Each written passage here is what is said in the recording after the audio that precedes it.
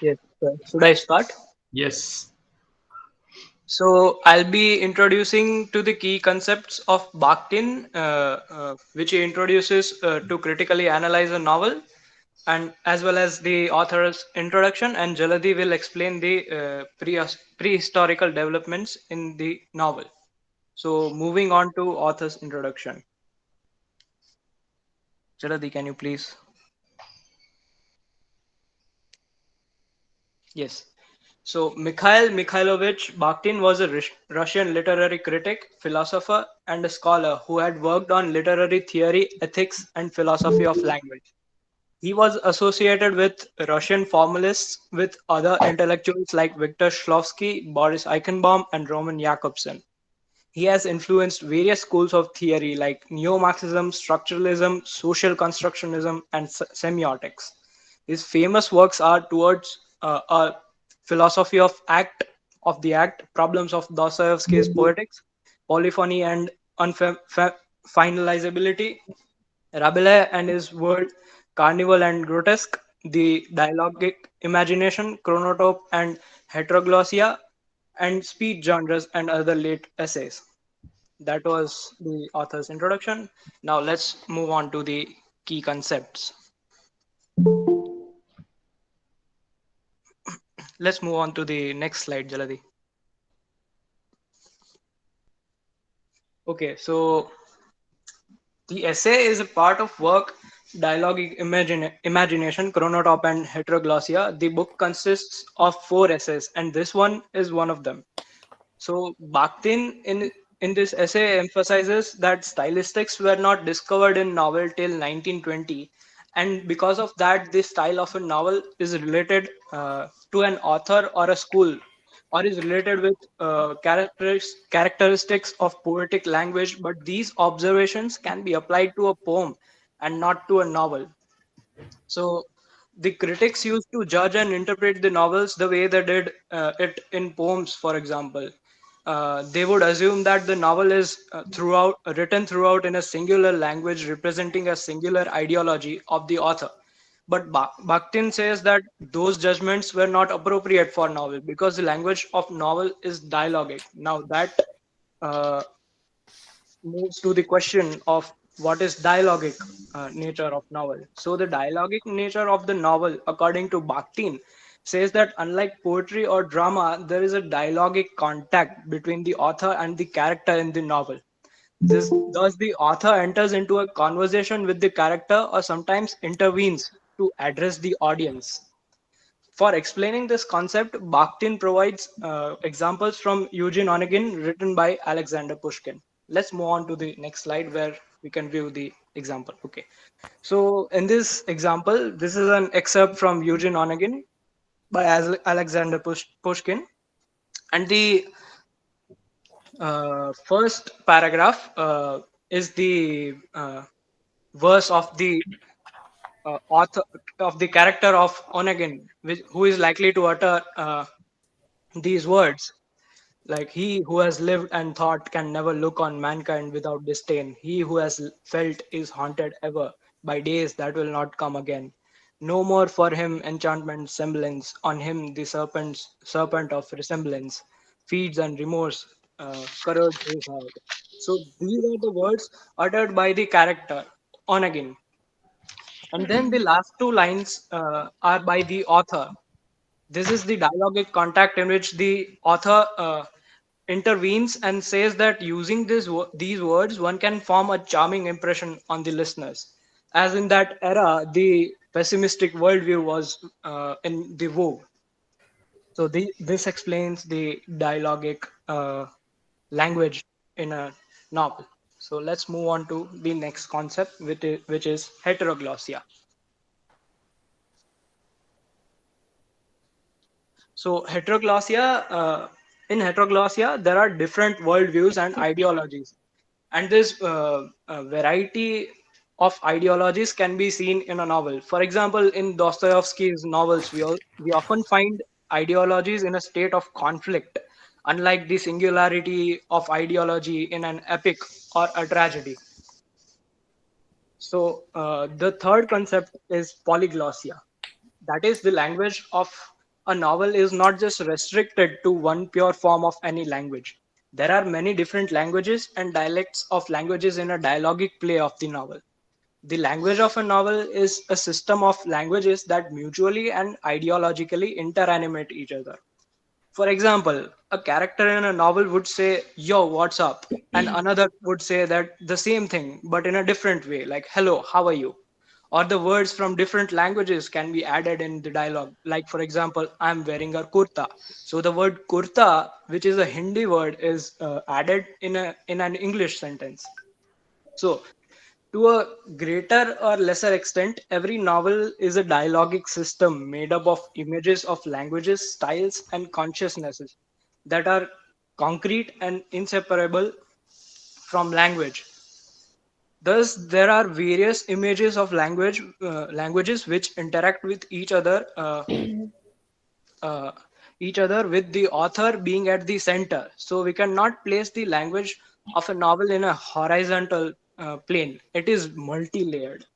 uh, it is like a carnival, like a joyous celebration of languages, variety of languages, images, variety of ideologies in a novel. So Bakhtin calls the language of a novel as carnivalesque language.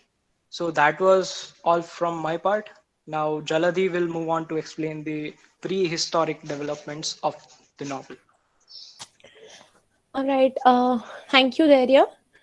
So now, uh, further in the second, towards the second part of the essay, Bakhtin goes on to analyze what led to the development of the novel as a genre. So he says there are two major factors that led to this development. The first one was laughter, and the other one was polyglossia. Now, what is polyglossia has already been discussed, but there is also some more of it. But we analyze the first part of it, known to us as laughter. Now, laughter has been an important aspect of literary works since the Greek times, then since Medieval Ages, and even before that. He puts his emphasis uh, on this genre called parody. Now, parody is a very interesting form of art, uh, because it represents language via language. It is the representation of direct word, as said by Bakhtin. And he gives an example from Don Quixote. It's the eh, There's a mention of a sonnet, which is in the structure of a sonnet, but it is actually a parody of a sonnet. He goes on to say that this cannot actually be called a sonnet because it's a parody of sonnet. So this does not belong to the generic distinction of a sonnet.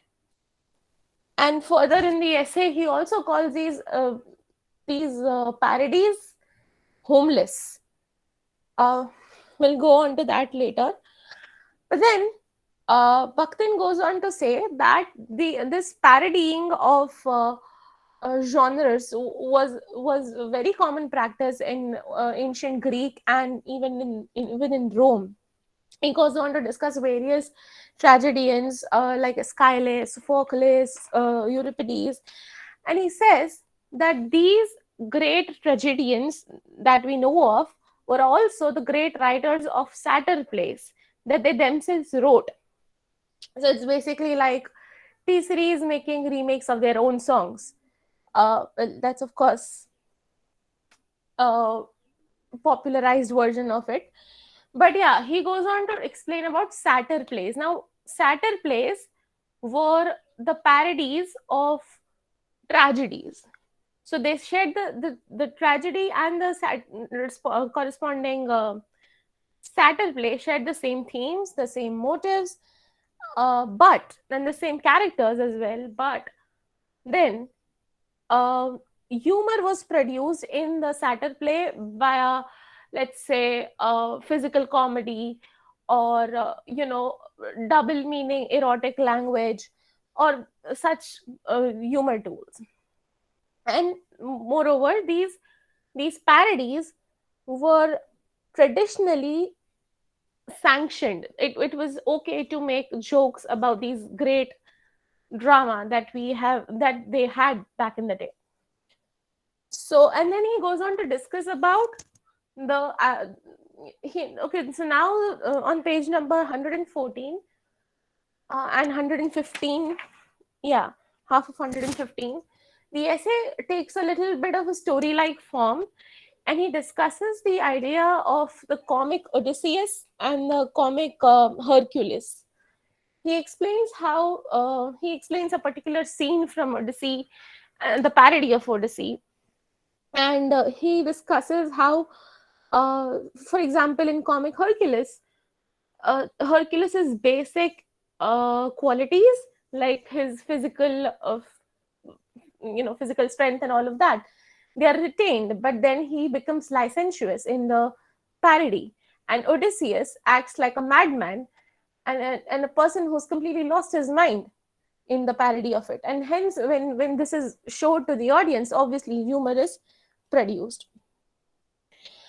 And Bakhtin says that parodying and literature has always gone hand in hand. He uses the term corrective laughter.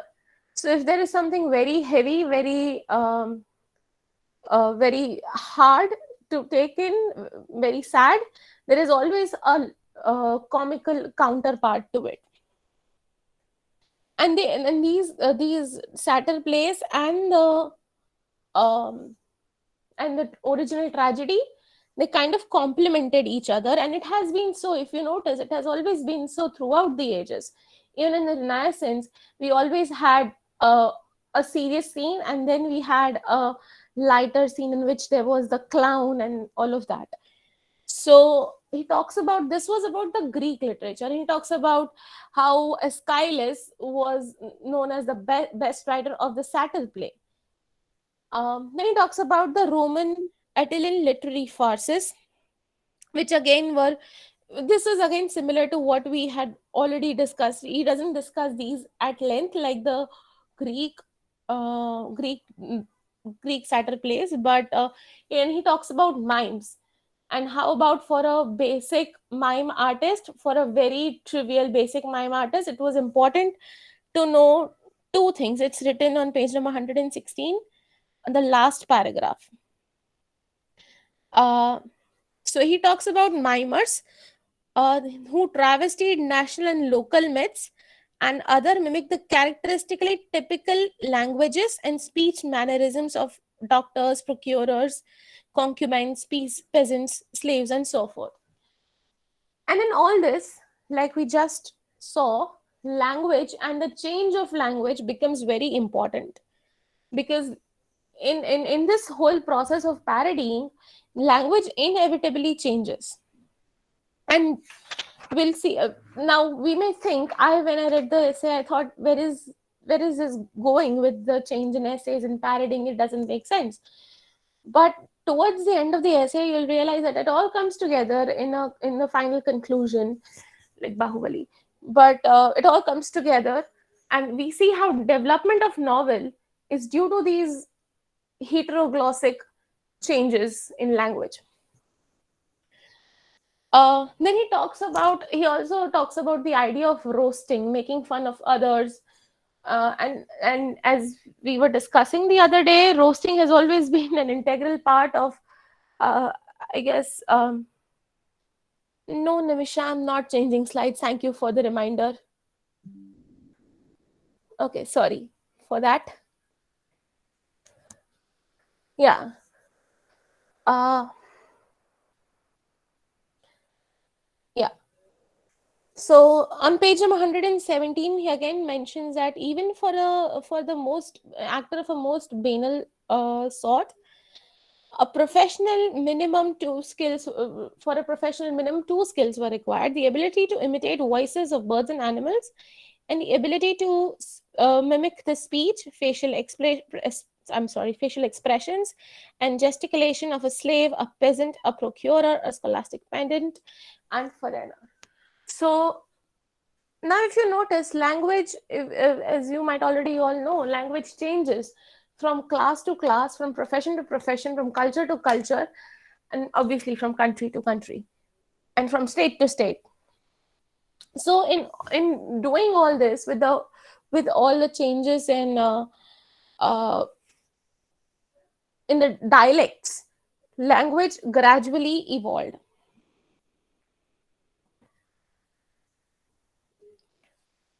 Now parodies, as I said, did not really belong to any. If there is a parody of a sonnet, it did not really belong to the category of sonnet. They were homeless, but they had one thing in common: language and the representation of language, as is already previously discussed. And this collectivity of language, this merger of languages, heteroglossia, gave gradually birth to the novel, because it's the representation of language in language. And he further all in the first part, he also discusses how if we put anything in a novel, if we put a poem in a novel, if we put a sonnet in a novel, if we put a letter in a novel, it becomes it becomes a part of that novel. It is dialogic in that sense. Then he talks about how Roman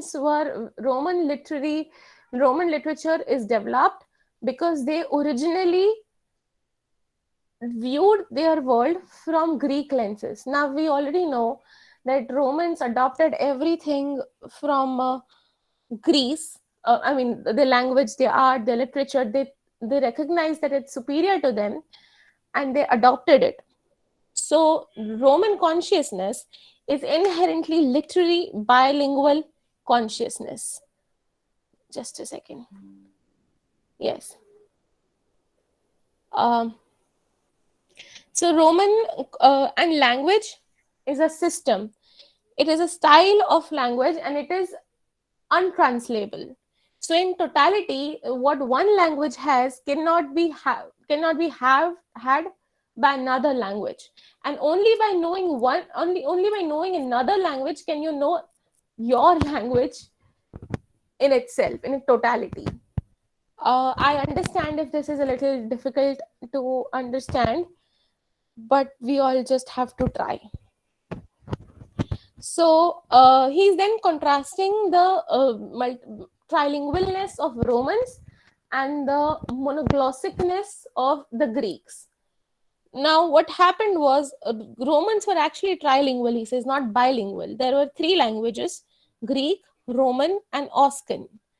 And because of this existence of three languages, this merger of three languages, a distance between the speaker and his or her language became possible, and also a distance between the language and the themes of the themes and objects of whatever he's performing or speaking became possible. So because of this existence of trilingualness, this distance became possible between um, speakers and the language and the themes of the work. Then he discusses slightly about the Orient, the East, and he also says that the Orient is also polyglossic. And in contrast to all of this, he discusses the case of Greece. Greece had always been monoglossic, and which is why uh, Greek Greek genres like epic and verse were to more or less extinct. I won't say extinct, but they are dormant now. Nobody writes epic now, but poetry and novels and stories are still written and read. Anyway, so the next point that he mentions is that languages are never really pure. The idea of maintaining, into inverted commas, a pure language is absurd because languages are inherently a mixture of, there are certain words in Hindi that are not, that have come from Urdu. You can't separate Urdu from Hindi because you don't know at what point did Urdu merge in the Hindi language. And similarly, we can't separate some words of some French words from English because they have just been knitted into the language at this point and they are inseparable. And what the Greeks did, and Greeks, and even in the Renaissance period, what happened was that they tried to maintain pure forms of Latin, which eventually resulted in the death of the language completely. And on the contrary, what happened was, uh, we have read about the emergence of vernacular languages in the Renaissance period, French and English and Italian and all of that. Now, why are those languages still alive today, and why is Latin not? Because in order to, in this competition of maintaining the pure Latin language, they killed it, and the vernacular and the literature for the common folk was written in these vernacular languages, and that was propagated, and that language and those languages, in fact, as a result, still survive today. So all language is basically polyglottic. There is nothing like a monoglottic language. It's just not possible. Then he talks about the use briefly talks about the use of quotation marks as a technique of parodying in medieval ages, because it could be genuine, it could be truly genuine, and but it also could be uh, sarcastic. It also could be comical. It also could be used to make fun of other people or whoever it is that the work is referring to. Uh, then he talks about Cyprian feasts, which is I'll tell you on page number, yes, on page number 125. So Cyprian feast is a Gothic symposium, and what happened was the Bible, the Gospel, and these works of literature were cut up, and it was like a khichdi made out of them, as I understand, and everything was transformed into a sort of a carnival kind of a thing, into a Saturnalia. He discusses also the idea of Saturnalia, in the Greek and Roman context.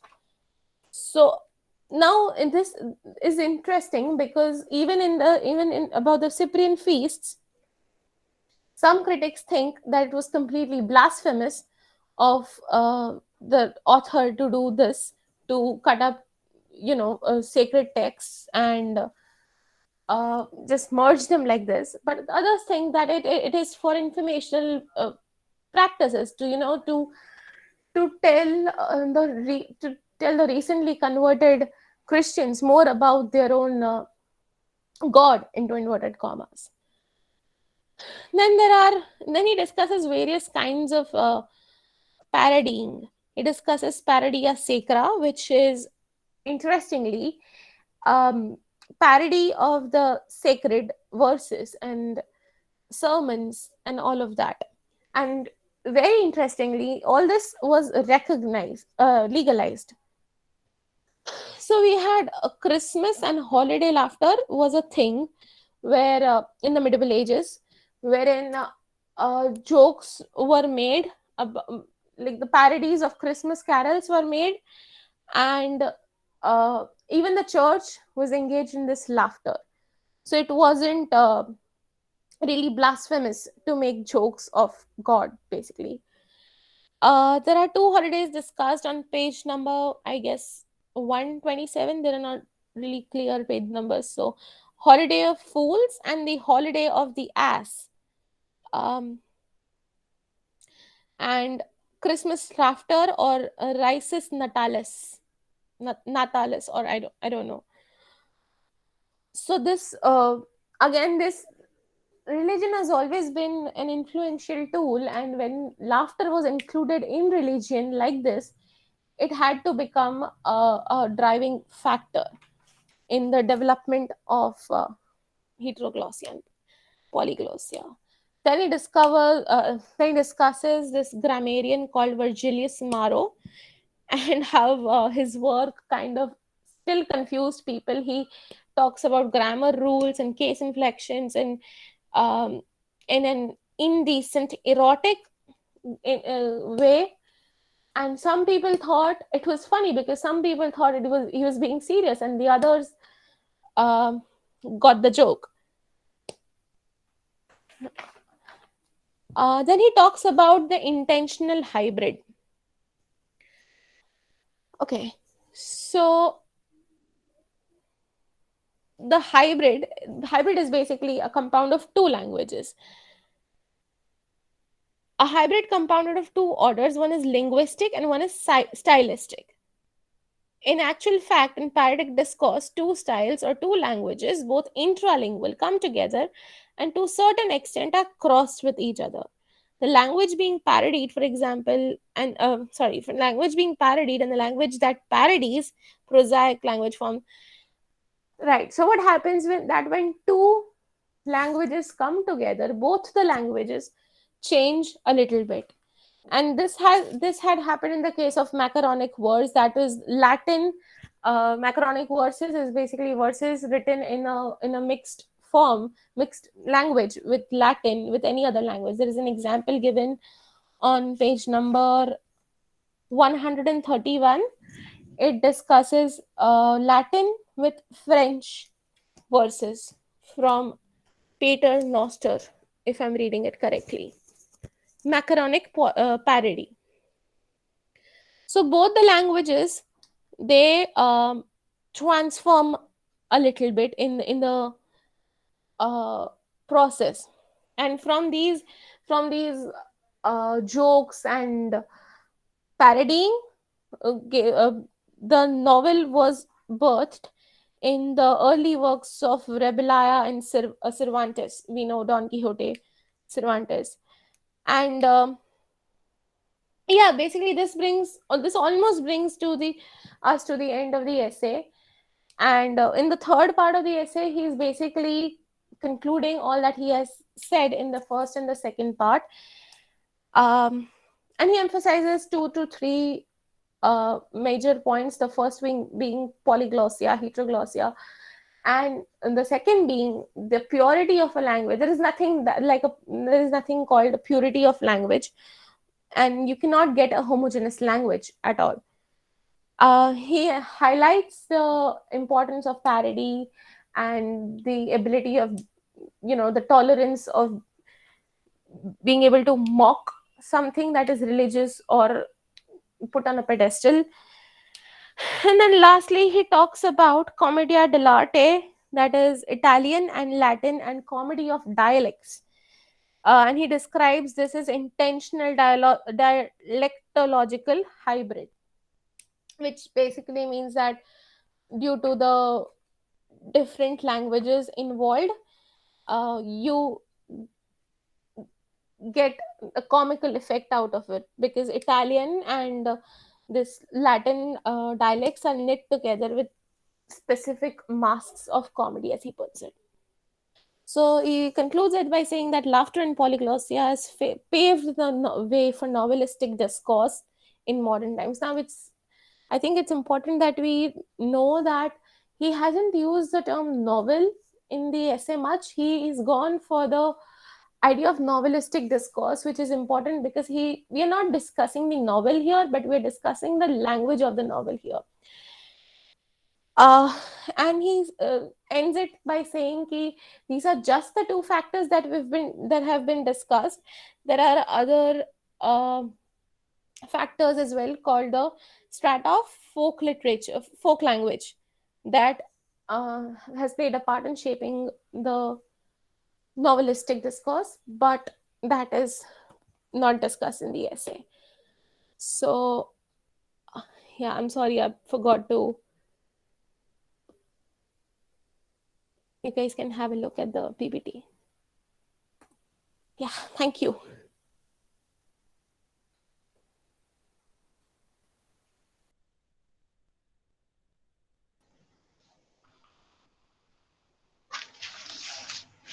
Okay. So questions, queries, doubts.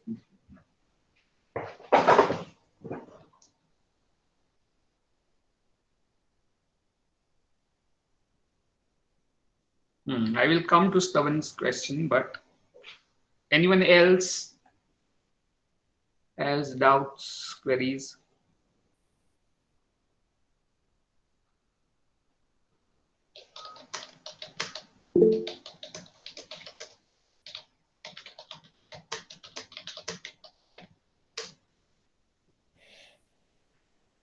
What exactly, what parody and sonnet part? Because half of the essay was about it.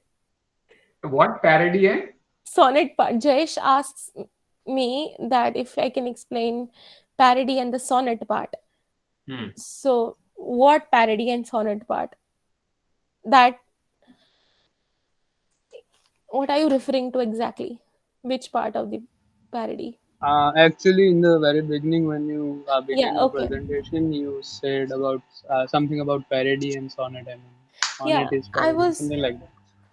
I was talking about parodies in general, but Bakhtin himself talks about this sonnet, parody sonnet, that is included in Don Quixote.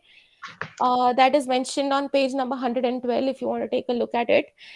And in it, he says that it is a parodied sonnet, which means it is not a, the sonnet form does not include this parody sonnet. It is a different thing altogether. It is not, it does not belong to the subset.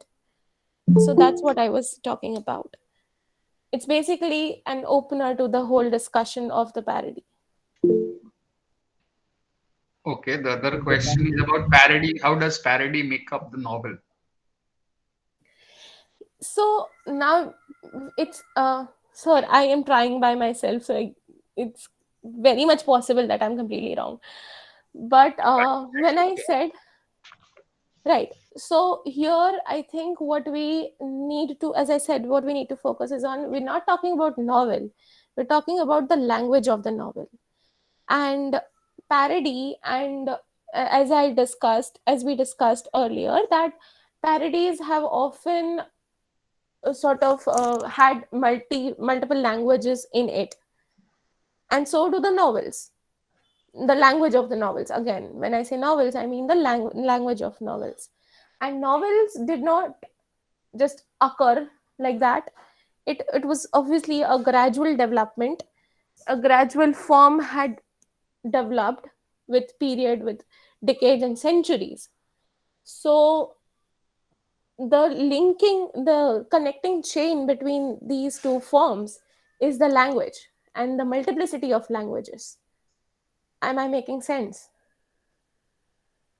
So can I attempt to that question Yes. in what I have interpreted? So what I've interpreted is that the roots of novel are deeply rooted in parodying and travestying, in which the classical forms like epic and tragedy were parodied by inculcating the local and the language which was being used in that particular era. So that was novelistic uh, development in the other forms like epic and tragedy. So that was novelization of epic and tragedy, which continued, and then the early novel of Don Quixote appeared as a parody of uh, romances, medieval romances. Okay. Anyone else wants to add to what Jaldi and Dhairya said?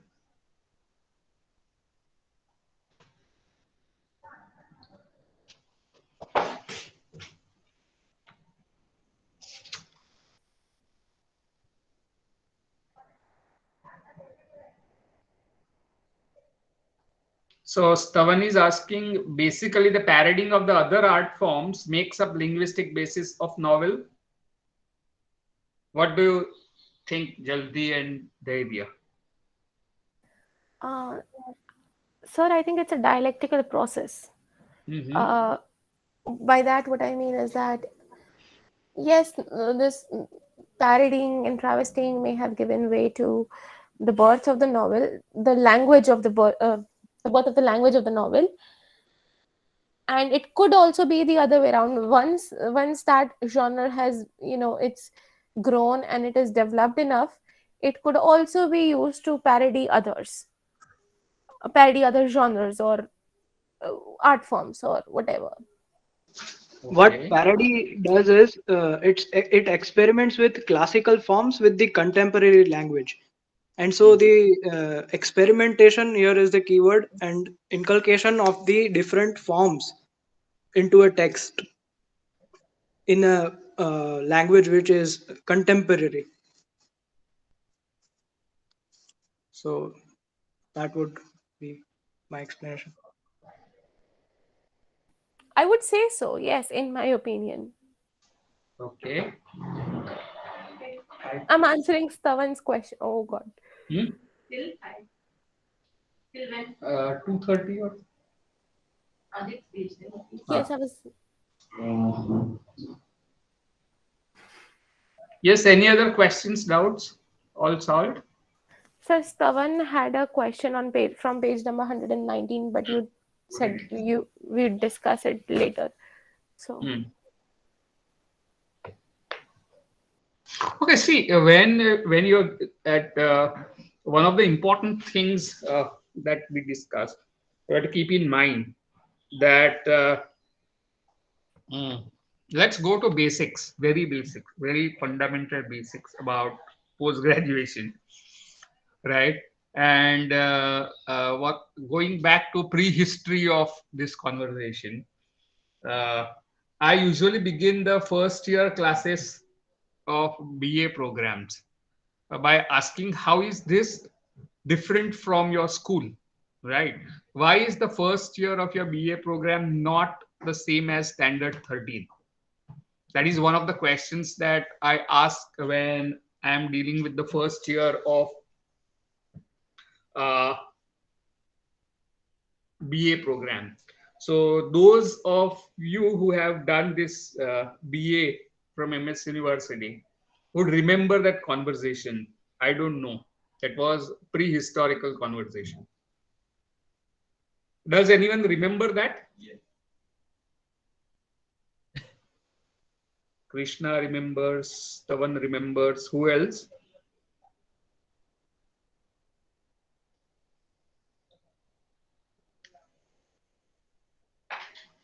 Smith remembers it a little bit. Okay.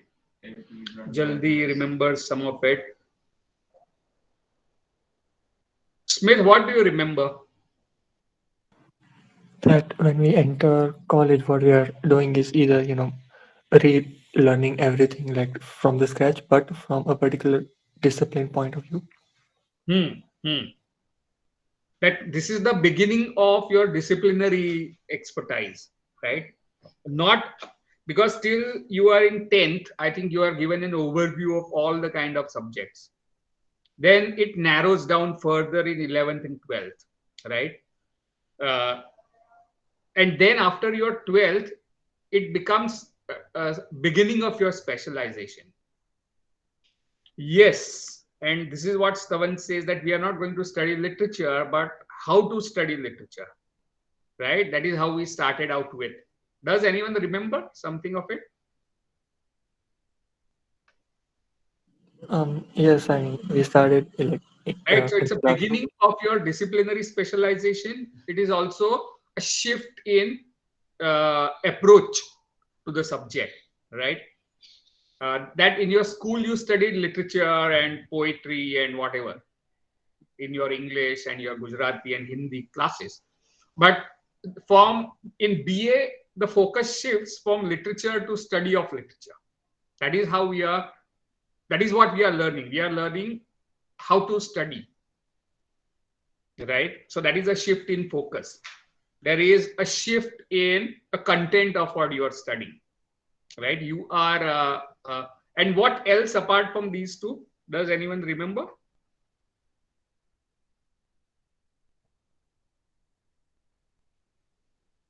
Chaldi, Shatabdi, Krishna.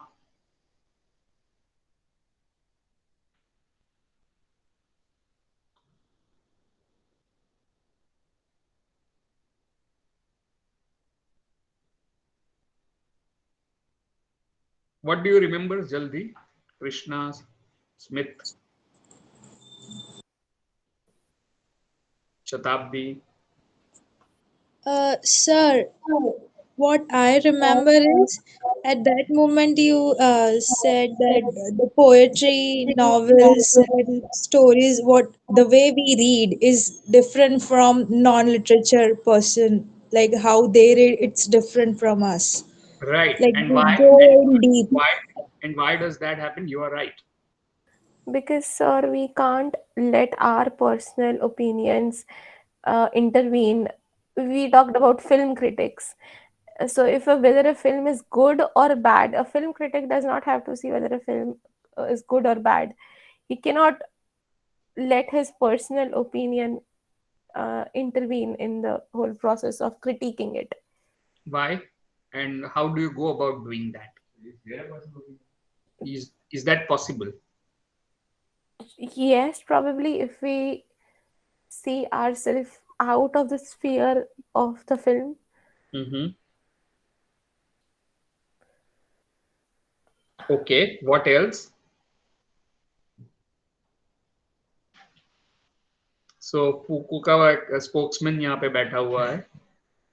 फूको मर गया, उसका वकील पीछे छोड़ के गया है. पैसा नहीं मिलता उसको. Anyway, okay. So what we are doing is that it's because it's the beginning of the expertise, right? Your personal preferences don't matter much. That is how I had put it. Means if you are studying botany, then your personal likes and dislikes about flowers don't matter, right? That's the metaphor I used. Jaldi, do you remember that? Yes, Right. So personal it was not preference. exactly like our personal approaches, prejudice are completely kept out, but it means that it has very little relevance because you are discussing a particular plant or a flower or whatever. If you are a botanist, right, and you are not really interested whether the plant is pretty or not, or you like its smell or not. So if it is stinking, then you should be able to explain why it stinks. And if it is fragrant, then you have to explain why it's fragrant. So the focus is on explanations rather than preferences. You're trying to discuss, add to the already existing body of knowledge about those plants, right? Or it's a different kind of domain of conversation. And this connects to what Smith was saying about the shift in disciplinary. We go into a disciplinary domain, and our methodology shifts from uh, just studying poems to the method of studying poetry, right? So this shift happens during our BA program, and you are introduced to the field that you are studying. So at undergrad level, you were taught histories of literature, language, criticism, various kinds of areas of emphasis, and so on. So you were made to familiarize uh, with the discipline, various aspects that makes up the discipline. So first year of your MA program is not the fourth year of your BA program, right? So how would then what would be different here? What do you think? If MA Part 1 is MA Sem 1 is not BA Sem 7, right? Then it should be different. So what do you think will be the difference? Sir, I think from what I've learned, what I've observed so far, that it becomes a whole confusing process of learning and unlearning because um, when we were in bachelor's, the first set of terms that we had from M.H. Abrams consisted of this one term called genre. And recently, not just in criticism, but also in poetry, and yeah, when we were reading T.S. Eliot's essay, all this idea of generic distinction becomes very unclear. That and even while we were doing this essay, actually this was one of my questions, that what happened to the whole generic distinction and this whole half a page definition of genre that we did back in the first year. So what I've learned basically is that is becomes a process of learning and unlearning, and then learning something new, and then halfway you go like, no, this is not how it's done, this is something entirely else. So yeah. So why does that thing happen? So you studied something about genre in M.H. Abrams' Glossary of Literary Terms in your first year, where he talks about various. I suggest that you go back and read that entry once again. Wahi entry. Will you do that, Jaldi? Yes, This yes. is for everyone, but Jaldi in particular, because she very pointedly and correctly raised this issue. That what happens is what you study, you start out with, right? By the time you reach your MA program, because of why are you then compelled to unlearn? Any idea, Jaldi? And relearn? I'm sorry, sir, I didn't get your question. What led to this unlearning and relearning? Why did that happen? Because literature is complicated than what I had understood it for. Okay. And how did you realize? What made you realize that it's complicated? Criticism. Right. And criticism, if you remember what I said about criticism in the first year, do you remember what we meant by criticism? Yes, sir. What did we say, Smith? We discussed that it's not about, defining something as good, bad, or attractive or not. We're just maintaining a critical position instead of Mm-hmm. shifting at extremes and Mm-hmm. trying to point out what the text is, you Mm-hmm. know, rather than saying that it lacks something or it's, Mm-hmm. like acha hai bura hai kind of thing. Mm-hmm. What is criticism? So, from what I've understood so far, it's fluid. Mm-hmm. Criticism is fluid. Yes, in my understanding. What is it? It's fluid in my understanding. It's not right or left. It's not dark or light. It's grayish. Okay. So going back to first year, the prehistory of our MA program, right? Not even our history. History would be TYBA, but we are going to first year. And I said that criticism does not mean what it means in everyday life as a fault finding, something that we dislike, something which is negative, right? We don't like the term criticism in our everyday life. Mane criticize nahi karo, right? We don't like criticism, though we criticize others all the time. But that is not the sense in which we use word criticism here, right? It is closer to critique, right? And it is about uh, trying to understand how something works, trying to explain why things are the way they are, right? Rather than point out that this novel is better than that novel, or that film is better than this film. So criticism involves actually production of knowledge, right? Just like botanist produces knowledge about the plant, we are trying to produce knowledge about literature, right? So criticism is not a negative term in the specialized sense in which we use, which means that the terms become more and more specialized. So we cannot use the word in the same way as we use it in everyday sense of the word. So this increasing specialized sense is what results in realization that it is complex, right? And this realization that Jaldi had, that the question of genre is complex, right, is because criticism complicates simplistic understanding of things.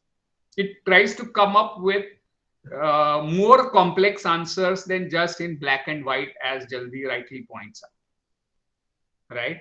So criticism itself is a productive activity, right? And secondly, it is uh, more specialized activity, and because it gets more and more intensive as we proceed towards MA program, we complicate our understandings of some things, right? So popular children's literature very often deals with or popular literature very often deals with black and white thing, good guys and bad guys, right, and good and evil and all that. But more adult approaches know that things are not so clear cut in our actual life. So it's also process of maturing as you go along. So postgraduate, so term post in graduation, postgraduate that you are doing implies not that your graduation में जो आपने पढ़ना शुरू किया खत्म हो गया, right?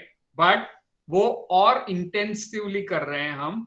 We are also exposed to more advanced ways of thinking about the subject, right? Post in that sense, right? It's like standard higher secondary आता है सेकेंडरी के बाद. तो इसका मतलब ये नहीं कि जो सेकेंडरी में आप भूल गए पढ़ा था वो सब यूजलेस हो गया, नहीं, उसी के डेप्थ में जाते हैं, right? So post graduation is like building something upon something else, right? So what happens in post graduation is that you're exposed to more advanced ways of thinking about the discipline, right? That is one thing. Secondly, we continue what we started doing in your BA, that is make you more and more self-reliant in studies.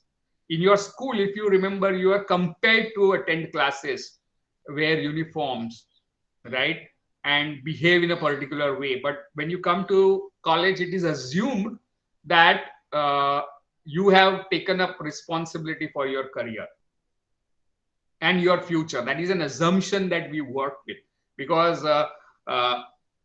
you vote for the prime ministers and chief ministers of our country. That means you have also assumed your responsibility as citizens. So if you can take up such big responsibilities, you can also take up responsibilities about your own life and career. That is a kind of assumptions and expectations that we have when you enter first year BA program, right? So that continues in MA. The focus shifts on more advanced fields or approaches to the subject, and more greater realization that you are supposed to be in charge of your careers, your futures, and your own study. You are responsible for your own study. So there is an increased emphasis on self-study as we proceed, right? So this is what sets off MA from BA. So in BA, I gave you an overview of literary criticism, because one of the objectives of a BA program is to give you a map of the discipline, right? And now we are taking you on the ground, making you walk around the discipline of literary criticism, where you are walking on the field now. And what we do is that we give you those essays, which are primary sources almost of literary criticism, and you are struggling to study it, right? So you are studying how to study literary criticism, right? That is what is happening here. So when you are given essay like this, or Viktor Shklovsky's essay, or whatever else that you studied, the expectation is that you're studying how to study that essay. And what do you do when you are studying how to study is you have to learn how to be smart reader of these essays. And by smart reader, you mean that instead of just going around from one page to the last, you look at the arguments, you look at the beginning, middle, and the end of the essay, the structure of the essay, right, that you are studying, that the premises and the arguments and all those things come up in the beginning, and then the author goes on to give back up his or her own claims with lot of data in order to make his or her point, and finally you stop. Right now you may ask, why are we discussing this when we started Bakhtin? Is because these are the questions that I am going to ask you. What is Bakhtin trying to say about the novel, and why does he say that? So what is his argument? What is he? And when what in humanities, the word argument does not mean a fight, right? It's more of a critique of the existing position, right? And in ancient Sanskrit theories of argumentation called Vad Vidya, there is something like Purva Paksha, and then there is a critique of that position. So there is something that Bakhtin says, this is how it is done, but these are the limitations of how it is done. And therefore, he comes up with his own method or his own approach, which he sees as an advancement in the study of something, of the subject that he is talking about, right? And studying these models of essay will help you to write such essays on your own, right? So that would be something that we look forward in your projects, but also your post-MA projects like PhD projects, where you will be producing knowledge rather than just equipping yourself with the advanced approaches. So that is the map of how it's laid out. So what is Bakhtin trying to do, right? What is he trying to say? These are the questions that how does he back up his arguments? Arguments is when you find limitations of what someone else has said. Argumentation is disagreement. It's not like fight. It's not a cat fight or a tomcat fight or whatever. Argument is then when you say somebody's position has these limitations, right? It's a kind of Kantian critiques, right? So what is Bakhtin trying to say? And how does he back up with his argument? It's sort of like what he says in this essay. Novel destabilizes the existing genres. Constant evolution occurs by the novelization of other genres. Okay. So what is his argument? The very language of novel makes it such that we cannot find, a genre trait that characterizes itself as a novel. No. Anyone else? What Stavan said was that novel itself does not have any generic traits. No, in fact, I don't think that.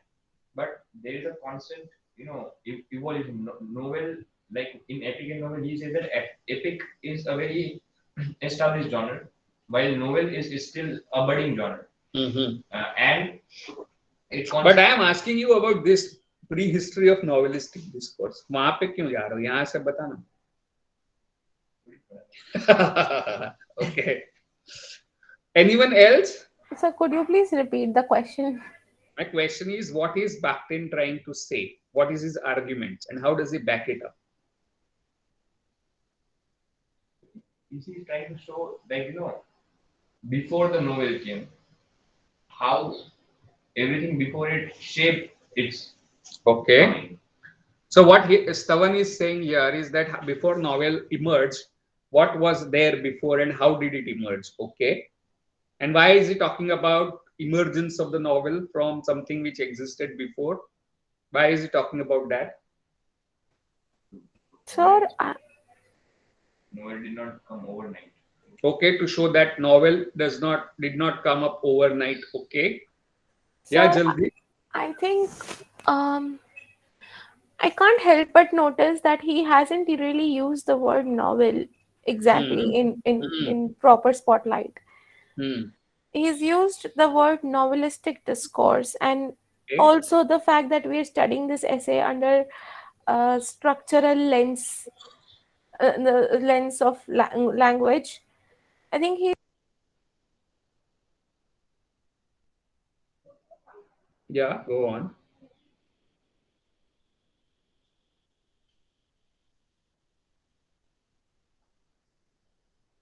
Anyone else? Dharya? Sir, I think he attacks the poetic criticism of novel, which is irrelevant Bye. You're because right. he says that discourse of novel is dialogic, Hmm. and it's like a carnival Hmm. of images and languages, Hmm. which cannot be seen in poetic dead genres like epic and tragedy. Okay. sir, So it's like analyzing a novel would be from that perspective would be inappropriate, and thus he gives theories of heteroglossia, polyglossia, dialogic nature of novel, and then he explains the parodying and travestying prehistory of novel, Hmm. which Bye. proves the How does it because prove what he's trying to say? through parodying and travestying prehistory of novel, he's trying to say that the themes which the dead poetic genres like epic and tragedy tried to express were not exactly grasped till the full extent by the people of the age of Renaissance or later ages because of the rigidness of language, but they understood the laughter of parody because they in the parody the language contemporary language was inculcated, so that freed the theme from the rigid language. But And then thus what has that to do with criticism of poetic criticism of novel and seeing novel as a distinctive form? Sir so तलवार से cake नहीं काट सकते ना. Hmm. So So, it's so novel emerged as a different form altogether. It's not poetry. If it would have been poetry, would have studied it under poetry. It, you know, novelists would be having called poet. no, I got it completely till you said that novel is a different kind of form. But later on, what you said that had it been like poetry, we would have studied it I under meant, poetry. Now, that I is a meant had different. it, yes, I meant had it been like something else, it the tools used to analyze and interpret novels would have been different.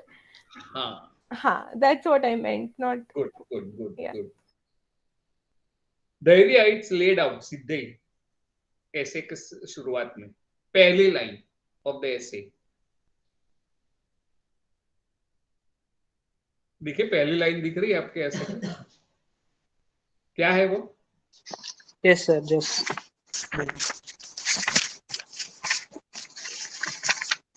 the stylistic study of novel began only very recently. The classicism Right. The classicism of 17th and 18th centuries did not recognize the novel as an independent poetic genre and classified it with the mixed rhetorical genres. Right. So that is his argument that Yes. the stylistic study of novel has not really begun, right, or begun very recent, so it's in formative stage. Secondly, जो पहले के critical approaches थे, they used to did not recognize how novel is an independent genre. They considered it as a mixed genre, right? And the romantics barely touched upon the question of style. पहले ही paragraph में दिखा. In the second half of the 19th century, there was an intensification of interest in the theory of novel, as it had become the leading European genre. But the scholarship concentrated almost exclusively on the questions of composition and thematics. Question of stylistics were touched upon only in passing and then in a manner that were completely unsystematic. right? And what he does in the next paragraph is that he lays out the approaches that existed before Bakhtin's own intervention. And before his own intervention, the stylistic study of novel, right, had 5 approaches. पहले में सिर्फ author का आवाज है या author जो बोल रहा है उसका एनालिसिस है, right? That is the first method. The second was, instead of stylistic analysis of the novel as an artistic whole, there is a neutral description of novelist's language. Novelist की language के ऊपर ही focus रहता है, without focus on novel as a whole, as a genre in itself. ये दूसरा approach है. तीसरे में, in a given novelist language, elements characteristic of particular literary tendency are isolated, like naturalism, romanticism, impressionism, realism, ये सब isms. तो वो इस isms के साथ जोड़कर उसे देखते हैं. The fourth is, what is sought in the language of the novel is examined as an expression of individual's personality. Did you get this? Page number 106. 106.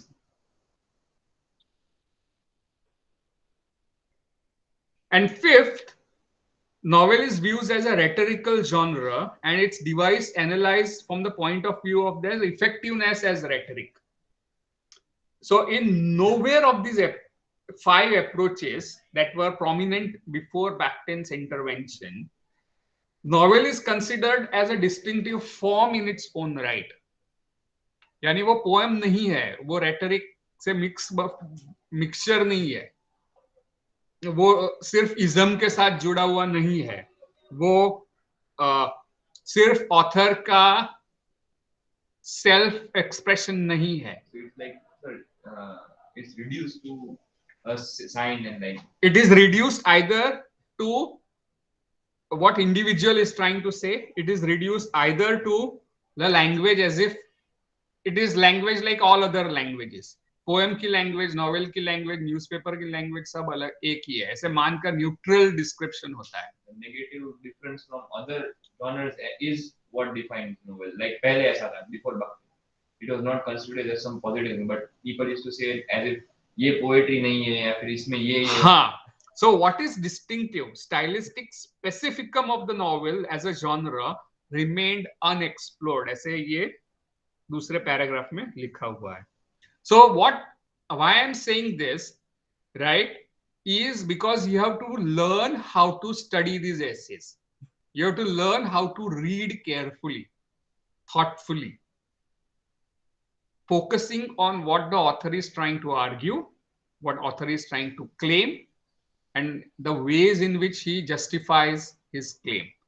That is what you are studying here. And that is why we had this long digression to first year. Pre-history में जाके आए हम लोग, MA class 1 की, right? That's the purpose behind this digressive conversation that we had. So if you learn to read these first 2 or 3 paragraphs, you get a sense of everything, right? Jaldi, what he is saying is novel is not incoherent. That is his argument. There is a coherence in the novel, but that coherence is of a different kind from the coherence of a poem. Is that clear? Yes, I didn't mean incoherent in the incoherent sense, but I meant like novel is a package, and it includes everything. No, that is not what he is saying. Okay. it is situated in history and it is not independent. It is not. That was the conventional understanding It's of not novel. ahistoric. It's not ahistoric. You are absolutely right. But first, let us focus on novel as a form, right? So he's saying that novel as a form is not a kind of bag in which आप सब कुछ घुसार सकते हो. ऐसे नहीं कह रहा है. सब जॉनर को मिला के एक जॉनर बनता है, ऐसे नहीं कह रहा है वो. पर उस टाइप से समझते थे लोग उसको. But he is arguing that novel is a system, very much like structuralism, right? Structuralism is interested in systems, right? Yes, got it. So on one hand, Bakhtin is continuing the structuralist formalist tradition of focusing on forms and systems. But on the other hand, he is subverting some of the key ideas in Saussure. And what are those key ideas? Is that he is no longer focusing on langues, but he is also focusing on paroles. And by paroles, you mean words, you mean text, right? And texts and the words, according to Bakhtin, are always situated in a dialogue. For example, what I'm saying just now makes sense to you not just because of lang, but also because of it is a dialogue. What I'm saying just now is in relation to whatever I have said before, and it is in the context of your expectations from what I'm going to say. Does that make sense? So even if I use some words just now, those words are always in a dialogic framework, right? They are situated, they are in a dialogue. Words don't exist, the paroles or text don't exist in isolation. They exist in a dialogic form,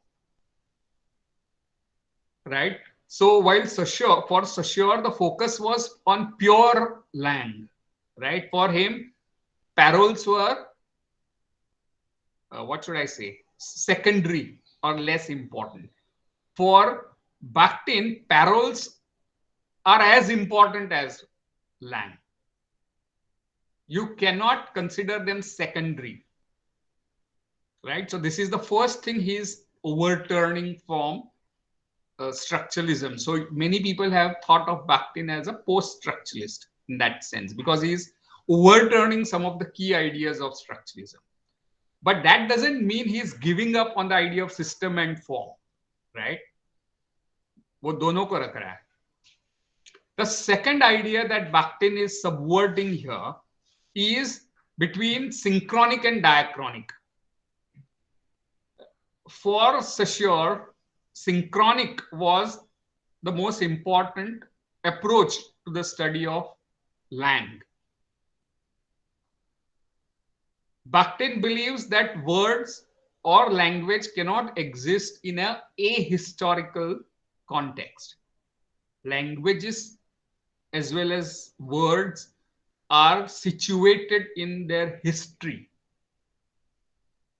right? So it has to go back to historicity. You have to go back to diachronic approach. So that leads him to the prehistory of the novelistic discourse, right? So by, in some sense, continuing with structuralism, just like BA और MA के बीच में difference है ना, structuralism और post structuralism के बीच में भी ऐसे ही differences है.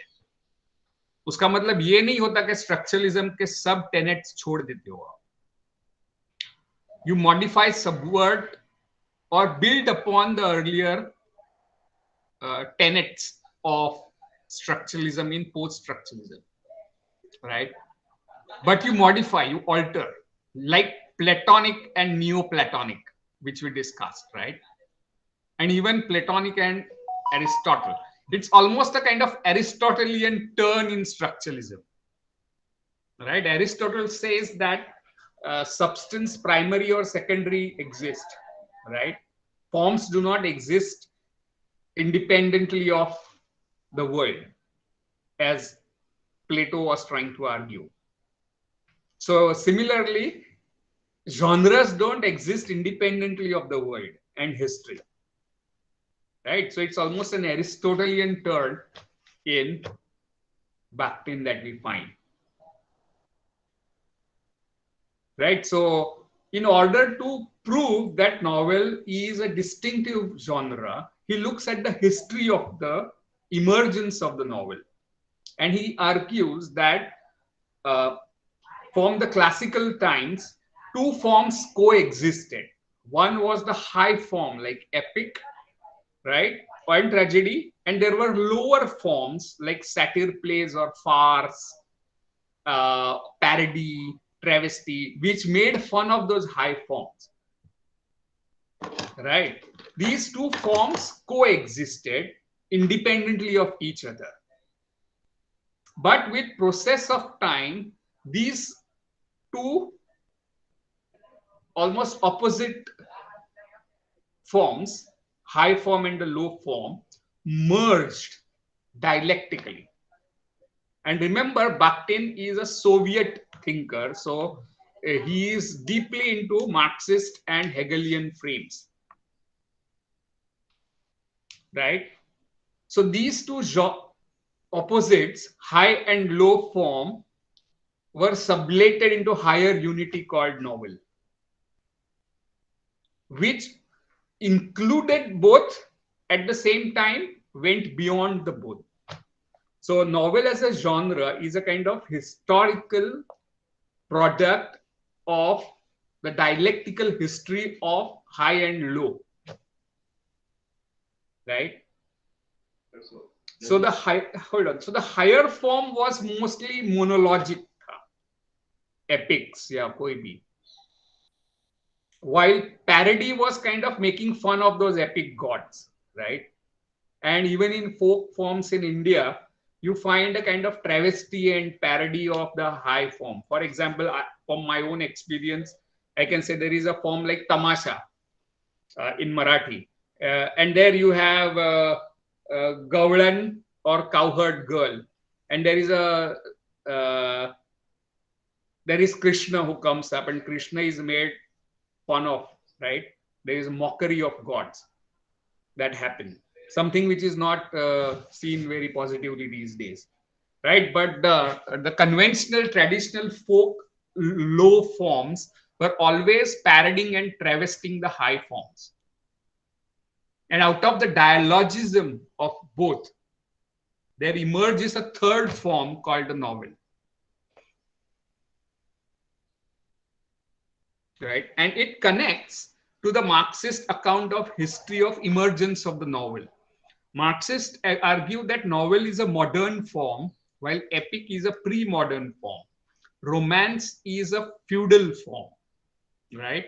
That kind of linear history Marxists always had. So in the time of Renaissance, you have this new bourgeoisie or the new mercantile or the new capitalist class emerging with new set of values, secular values, right? And with that, you find the secularization of literature happening. In romance, the protagonist and the heroes were usually from a higher kind of strata of society, like the knights, like the maidens, and they used to fight dragons, and King Arthur and the Knight, romances, right? Romance does not mean romantic as erotic or sexual love. By romance, I mean those genres, pre-novelistic genres, right? And finally, with the rise of bourgeoisie, you find that these knights or sab gayab ho gaye. And that is the theme of the great first important novel in the world, Don Quixote. So Don Quixote ने इतने सारे romances पढ़ के लगे तो उसे लगता है बाहर भी dragons होंगे, वो खुद knight है. I don't know if you have heard of Don Quixote. Have you heard of that? Yes, sir. Yes, sir. So in Don Yes. Quixote, the whole joke comes through because he is living in an imaginary past which no longer exists, right? So his stupidity is that the world has changed and he is brought up on a different world, right? So this transition, so gap between your psychological life and your actual life becomes the theme of first modern novel, the secular novel. So novel combines certain traits of epics, right? That is its length, that is its plural characters, but it is not in the high language. Linguistically, it does not belong to the domain of high languages. उसमें multiplicity of voices होते हैं from all strata of society. And this kind of language is called heteroglossic language by Bakhtin. That means उसमें बहुत glossia यानी language, बहुत सारे languages. So novel is a system and a form which is made up of this heteroglossia and dialogism. Right? That makes it distinctive from a poem or a lyric, right? Or a short story or a play. So you have to attend to this specific property of the novel. It's heteroglossic, carnivalesque, as somebody said. In carnivalesque, क्या होता है? Carnival is a festival where all the taboos and highs and lows are usually subverted. Like, say, for example, Dhureti or Holi, where people from high caste and low caste can often mingle, probably. And all taboos in touching people are not respected. So it is subversive kind of festival, carnival. So this heteroglossia is bent on subverting the high language forms in a novel. It may it by parody and travesty, mazak udana, right? So novel is not made up of 100 different genres. Novel is a distinctive genre. By genre, you mean a system, right? Which is built on this dialectical history of high art and low art, right? So it retains the properties of high art and low art, both, but it sublates. I'm talking in Hegelian terms, right? I hope you know the Hegelian scheme where thesis होता है, antithesis or synthesis होता है, right? That is the rough caricature of dialectical history of human society. So these two great high genres like tragedy and epic, and the low genres which were parodic and travesty, right? Both of them went through a dialectical struggle and gave rise to this genre of novel. So instead of more Marxist kind of understanding of emergence of novel from the bourgeoisie, right, the new class, Bakhtin is offering more Hegelian theory of the emergence of novel. So this dialectical history is the history of novelization. But what is important is dialectical, but also dialogical, right? It's a dialogical history, by which you mean dialogue is important between high and low. So dialogue is the key term in Bakhtin. Language is not just abstract form, which you have internalized, a set of codes that you have internalized, as Saussure would have it. But language is words, paroles. And those paroles, words, text exist in dialogue all the time. So meaning of what you say, anyone say, right, is built upon the history of earlier exchange, right? So even when you go to buy potatoes in the market and you say, kaise diye, right? It may be your first communication, but it is consistent to the history of that genre. Small, this is called minor genres by Bakhtin. These are the small speech genres, right? आप केले लेने जाते हो या सब्जी लेने जाते हो और कहते हो कैसे दिए. Now this is a generic activity according to Bakhtin, and these are minor genres, while novel is a major genre, right? Literary genre, and that is also made up of in a dialogic situation. So that is the summary of the novel for you. I have a question.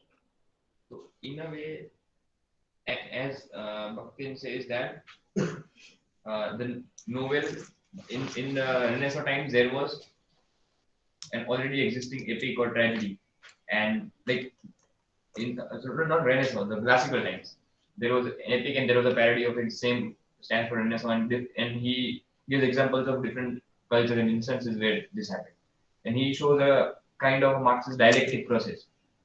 So doesn't and then when does novel emerge from him for him? Because in a way, if he sees argument, then the novel always existed. 16th century. No, no. Novel does not always exist. Epic was not novel. Epic was not novel, and the parody itself was also not novel. But Bakhtin says that the synthesis of it, in a way, And synthesis happens after dialectical process, ना? पहले thesis होता है. Thesis क्या था?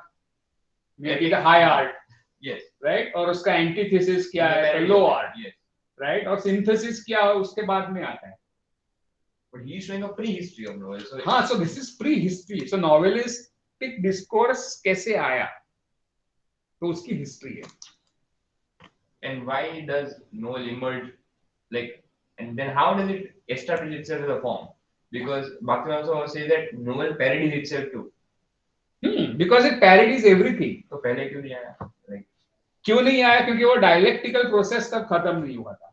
It's a linear thinking about history. You have to get that. It is very Western in the sense that पहले pre-feudal imperial था, बाद में feudalism आता है, mercantilism. and then capitalism आता है. So in similar way, and But when- according to he's Marxist Hegelian, right? Yes, yes. But when novel comes, like as we can see, 16th century. 16th century, 17th century, and then novel becomes a genre itself. Even if it is not mentioned the way Bakhtin wants it to be mentioned, but it comes. But then what after that? Because novel is still- What after absolute in Hegel? for Hegel absolute ही खत्म हो जाता है ना, like it's the end of So that history. is the problem with the Hegelian system It's that the these end of people. history for him. So once history ends, उसके बाद क्या है? Thesis, antithesis, synthesis. So synthesis becomes again another thesis. thesis, yes, novel itself becomes another thesis. So that's how it moves. That's the linearity of Marxist Hegelian approach. So, according to Bakhtin in 16th and 17th century, there was a saturation point of the thesis where the novel had to emerge. जैसे हम dialectic emerge. And in Marxist terms, that is the bourgeois worldview emerging at that time, which is secular, where distinction between sacred and secular. And there are more, like Enlightenment period. polyglossia भी हो जाता है. चलो direct से पूछता है, communism नहीं तो ये. That's the problem with Marxist Hegelianism, that they explain past very well, but they cannot explain the future. And there, whenever they become prophetic, right? They did not anticipate But Corona Bakhtin's pandemic. analysis is a very Huh? Bakhtin's analysis is a very Eurocentric understanding because linearity See, of history is criticized look, in postmodern. Say, Indians ही ऐसे लोग हैं जो अपना culture छोड़ के गांव पर दूसरे गांव का कल्चर पढ़ते हैं. ये रशियन है तो वो उसका फोकस दोस्तोवेस्की पर रहता है, पुश्किन पर रहता है, टॉल्स्टॉय पे रहता है. That's what the effect of colonialism. Na? So Russia was not colonized. Yeah. So But no, what Stavan is saying that this is very Eurocentric. What I am saying is that no culture in the world begins studying other cultures. They study their own culture. हमारे Indians को बताना पड़ता है कि भाई गुजराती भी पढ़ो और हिंदी भी पढ़ो. Right? And Bakhtin is building his theories on reading of Dostoevsky in particular. Dostoevsky, Gogol, Tolstoy, Chekhov, these are the four, Pushkin, these are the 5 great Russian writers. Right? Pushkin, Chekhov, Gogol, Tolstoy, and Dostoevsky. So his theory is based on analysis of his culture. हम लोग क्या करते हैं, दूसरे की theory पढ़ते हैं और हमारा कल्चर लगाते हैं. उनकी थियरी उनके कल्चर के स्टडी में से आती है. It cannot be applied to novels in general. No, when you start studying novel in India, you have to think differently, obviously, because India has a different history. And even like the postmodernists also criticize the linear, viewing of history. It's not linear; it's multidimensional. Right. So this linear idea of history is again a problem with Marxist Hegelians. Okay, good. So we stop here for today. And please keep in mind, most likely your exams will start from 12th. Please confirm it. I have not received any confirmation, but please confirm it with the university faculty office. Right? So we meet, I will tell you, 12th Jan, yes. After 4 days. तो हम एक काम कर सकते हैं, may be कल एक extra class Sunday को रख सकते हैं दोपहर को, और जो 4th ऐसे बचा है वो खत्म कर देंगे, so that you get at least, आज क्या डेट हुई 8th ना, एटलीस्ट 2-3 दिन पहले का तो मिले आपको. Is that okay if I take on Sunday extra class? Yes, sir. I will inform. Yes, Maybe sir. afternoon, maybe 11 to 1 So, or something. yeah, at 10 we have a class for syntax on Sunday. तो 11 बजे 11:30 रखना है? Yes, sir. 11:30 कल, right? Until then, please confirm your dates of exams. End sem का. Okay, and plus one more thing, कल तक के classes मैंने अपलोड करके रखे हैं वेबसाइट, अब मेरे चैनल के ऊपर, तो आप रिवीजन के लिए यूज कर सकते हो, और पिछले साल के लेक्चर्स भी रखे हुए हैं इसी टॉपिक के ऊपर. So you have plenty of material for your study. Only thing is that you have to patiently study. Sir, your channel, by what name it is? Sachin.Ketkar. I will post the link playlist. Okay, sir. Okay. Oh, So okay, stay- sir. Yeah.